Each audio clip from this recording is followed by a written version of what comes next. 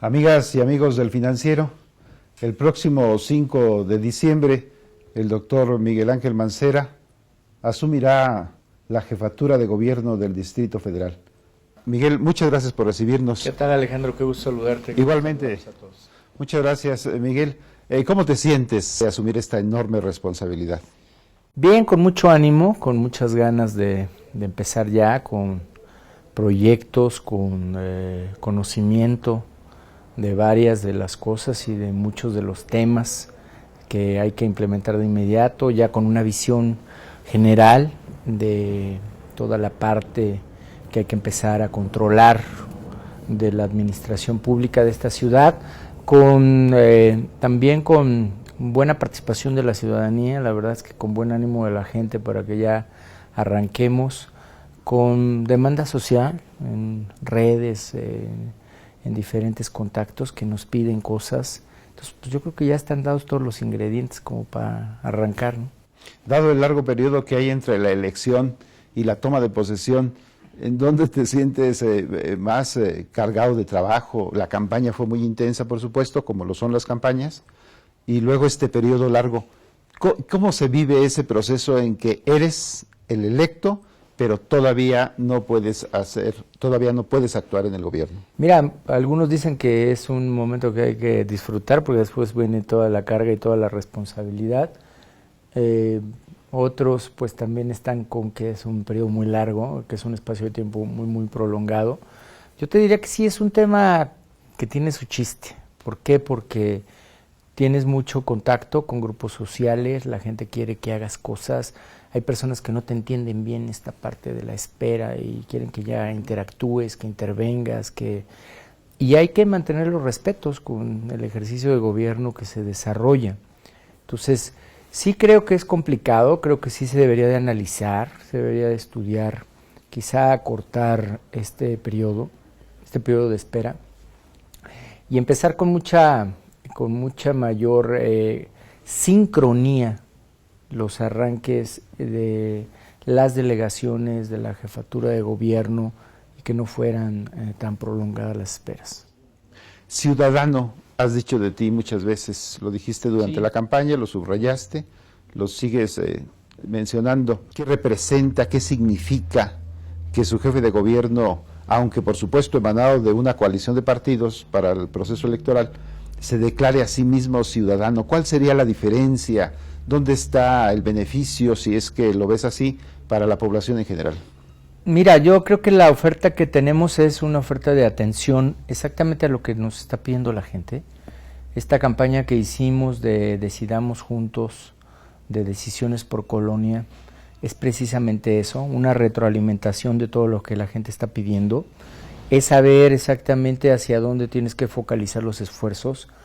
Yo he tenido ya diálogo con las jefas delegacionales, con los jefes delegacionales, a fin de poder coordinar acciones efectivas, presupuesto por resultados, orientaciones hacia necesidades elementales que nos están planteando, cuáles son las prioridades de las colonias en los mapas delegacionales.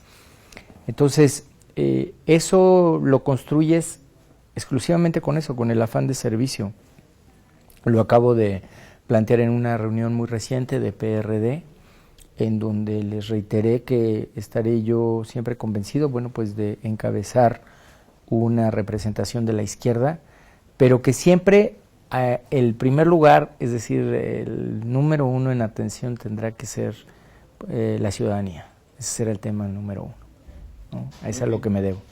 ¿Cuáles serían 3, 4 cualidades fundamentales que vas a requerir de quienes colaboren en este gobierno? Mira, lealtad me parece fundamental, capacidad y obviamente compromiso con el proyecto. Cuando decimos compromiso con el proyecto, no es un proyecto solamente aspiracional, personal, sino es el proyecto de servicio a la gente, de atención. Esta asamblea, constituida en su inmensa mayoría por integrantes de la izquierda, podría suponer un tránsito muy fácil, pero reconociendo, al menos desde nuestro punto de vista, que hay varias izquierdas o varios grupos con diversos enfoques, ¿significaría un gobierno dividido? ¿Cómo estás previendo esta relación con la Asamblea?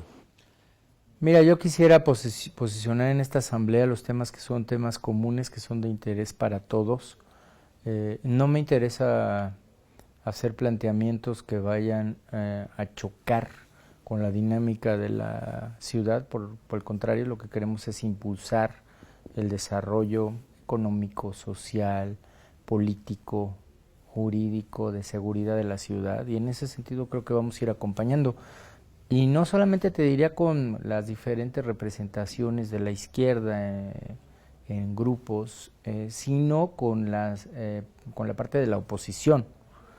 Yo estoy convencido de que la oposición es necesaria, siempre es benéfica una oposición responsable, crítica, participativa. Hay cosas que no ves tú que sí ve la demás gente, y hay que escuchar y hay que analizar con la convicción de lo que se quiere, ¿no? Si tú escogieras a la oposición podrías perfilarla, pero la oposición se escoge a sí misma y se expresará de diferentes maneras. ¿Cuál será tu criterio, tus principios en esta relación? Lo primero es que escuchar. Yo creo que siempre algo que a mí me ha dado resultado en todos los cargos en los que he tenido la suerte de participar es escuchar. Por más grave que sea el problema o por más complicado que parezca, siempre cuando escuchas vas encontrando algunas soluciones, algunas posibilidades de atenderlo y poder dar un resultado. Entonces, esa será una primera característica que habrá que desarrollar. Escuchar, analizar y debatir o proponer. Estado 32. ¿Es deseable? ¿Es posible? Mira, no como Estado. Yo lo que he reiterado es que no es una mutación inmediata. Somos un Estado y solamente agréguenos como tal y todos los derechos y obligaciones y ya está resuelto el problema. No, es un poquito más complejo porque la Ciudad de México tiene características particulares. Aquí tienes asentados los poderes federales. Tenemos varias características que nos posicionan obviamente como una ciudad capital. En esquema de ciudad capital tenemos ya líneas de conducción que están probadas y que dan resultados. Simplemente el tema de la seguridad, una seguridad que debe seguir concentrada en un solo mando, una forma de recaudación para asegurar los servicios de la misma ciudad capital, que a su vez está en vinculación con esta coexistencia o convivencia con los poderes federales, una forma que hay que encontrar, que no necesariamente con obligaciones municipales, pero sí con representaciones territoriales y con responsabilidades territoriales. Entonces, es un poco más complejo que solo el Estado 32, pero sí con esa idea, una idea incluso de identidad político-jurídica que es, pues ya no ser el Distrito Federal, que en su momento esa fue la figura administrativa, en un desprendimiento claro, pero interdependiente con la federación. Simplemente todos tenemos derecho a pensar en cuál puede ser el gran sello, mi gran paso. ¿Ves en este objetivo ese gran paso de Miguel Ángel Mancera? Mira, veo como un paso, sí lo veo como un paso porque ese es un tema que me gustaría dejar resuelto, pero me interesa mucho también atender la parte de la educación, me interesa mucho atender lo que tiene que ver con la equidad, con darle desarrollo a zonas de la ciudad que todavía no están totalmente atendidas. Entonces, vamos a seguir, y yo te diría, ojalá tuviéramos también el sello al concluir de un reforzamiento de la seguridad, que la ciudad siga siendo un punto seguro es muy importante. Seguramente tienes una lista larguísima de todo lo que tienes que atender y quieres resolver, pero ¿cuáles serían los 5 grandes áreas que para ti representan lo fundamental? Mira, en estas 5 áreas de las que hablas tú, yo diría que una tiene que ver con la seguridad, una tiene que ver necesariamente con mantener e incrementar la seguridad de la ciudad. 2 tendría que venir en la línea de la infraestructura, en donde una parte tendría que enfocarse al agua, ¿no? Resolver toda la problemática del agua en el enfoque metropolitano, 2, la atención de la ciudad misma, de todo lo que la gente nos ha pedido en las decisiones por colonias, que es pavimentación, mobiliario urbano, rescate de espacios públicos, todo ese entorno de las diferentes colonias, en programas específicos de rescates barriales, de recuperación de monumentos, etcétera. 3, en esta misma parte, continuar con un trabajo muy decidido respecto de medio ambiente, todo lo que hay que estar trabajando con medio ambiente. Y te diría yo que la otra parte o la otra línea, que ya tenemos seguridad e infraestructura, tiene que ver con el desarrollo social. Y ahí es atención a temas muy específicos, temas que tienen que ver obviamente con la salud, tiene que ver con la obligación de dar una opción a grupos que tienen necesidades específicas, como es adultos mayores, como es las jefas de familia, y como es el tema de niños y niñas y también personas con discapacidad. ¿Qué hay del desarrollo económico, Miguel? El desarrollo económico va a ser algo en lo que vamos a enfocar un esfuerzo muy particular. Mira, esta ciudad tiene muchos reconocimientos, algunos que pasan por, digamos, la fuerza de bienestar per cápita, ¿no? Es decir, si hacemos las mediciones o los comparativos nacionales, encontramos que la posición de la ciudad es una posición saludable, es una posición que está en muchos casos arriba de la media. Si vemos el tema del endeudamiento, también estamos por arriba de la media. Si vemos la aportación al PIB, también estamos en una aportación muy importante del PIB. Razones, algunos dicen, pues son razones obvias, porque aquí tienes asentadas a todos los grandes corporativos, por lo que sea, finalmente nos toca tener estas características. Solo que no nos quedemos en la idea de ser una ciudad recaudadora, que el portafolio financiero de la Ciudad de México es muy distinto al portafolio de los diferentes estados. Hay estados que tienen una dependencia de más del 80-85% de las participaciones federales. La Ciudad de México está en un esquema diferente. Ahora lo que queremos también es que sea una ciudad productora, una ciudad generadora de riqueza. ¿Cómo lo estamos planteando? Pues lo estamos planteando creando nichos de competitividad, creando zonas de desarrollo económico, lo que llamamos como zodes, donde puedas tener innovación, donde puedas tener la generación de la riqueza, ¿no? ¿Cómo resolver esto que parece el signo de todas las ciudades o incluso de los países? Siempre las necesidades son superiores a los recursos. ¿Qué hacer? Mira, es que pareciera como inercias, porque la ciudad entre más atractiva se vuelva, más gente va a querer estar obviamente en ella. La verdad es que la ciudad creo yo que debe de tener una generación de riqueza que le permita tener solvencia económica, no solamente basado, como te decía, en las participaciones, en las dependencias o en la recaudación, sino una fuente adicional. Si generamos esa fuente adicional, entonces en la redistribución de los recursos, en la redistribución de la riqueza, podemos encontrar la otra parte que nos reclaman, que es la parte del empleo, la parte de la generación de oportunidades. Y si podemos dar eso, yo creo que vamos a estar mejor. Miguel, normalmente la ciudad, más o menos, pero el gasto de inversión termina siendo 20-25%. ¿Es en lo razonablemente posible esto es suficiente? Y otra cosa, Miguel, has mencionado, parece ser que ya la ciudad que se está construyendo, la ciudad de las obras, no está en tu visión.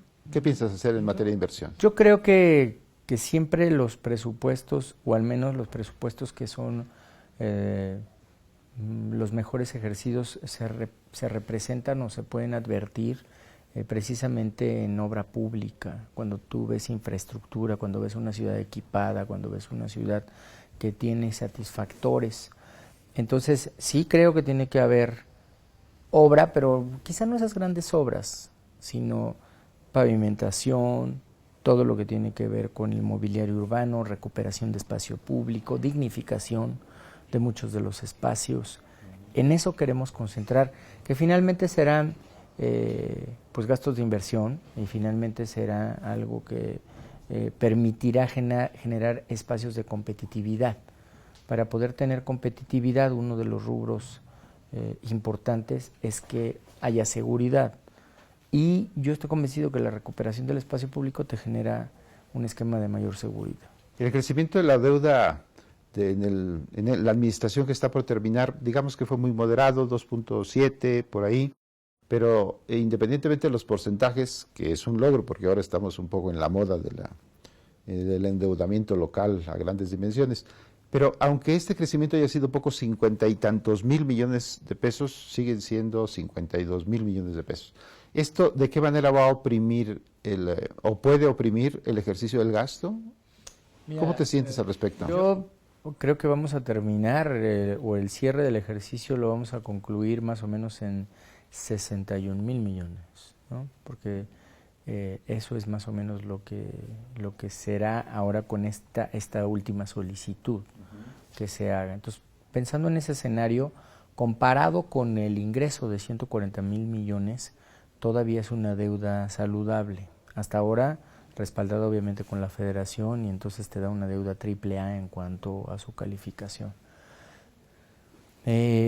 Si se hiciera un esfuerzo y se hiciera un esfuerzo muy importante, podrías llegar a pensar incluso que con una parte de todo ese ingreso se pudiera pagar la deuda, es decir, todavía es posible, ¿no? 140 mil contra 60 mil.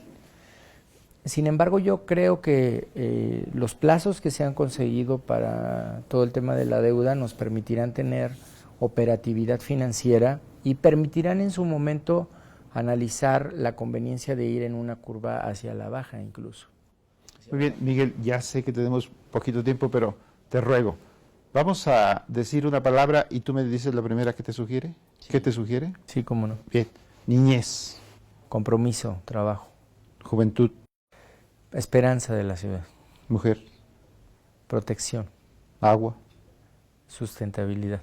Seguridad. Necesario en el entorno citadino. Distrito Federal. Cambio hacia Ciudad de México. Partidos políticos.